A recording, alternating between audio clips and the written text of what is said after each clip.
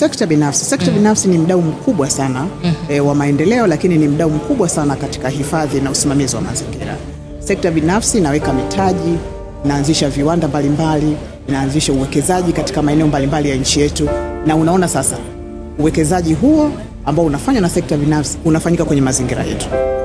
Moja kwa moja wanahusika kabisa katika utekelezaji wa Dira 2050.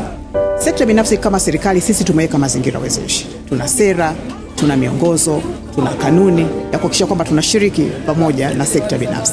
Lakini sisi kama ofisi ya makamu wa rais, ambayo pia ni afisi ya kiungo katika mikataba ya kimataifa ya mazingira, tumefanya kazi na sekta binafsi. Nitaitolea moja mfano.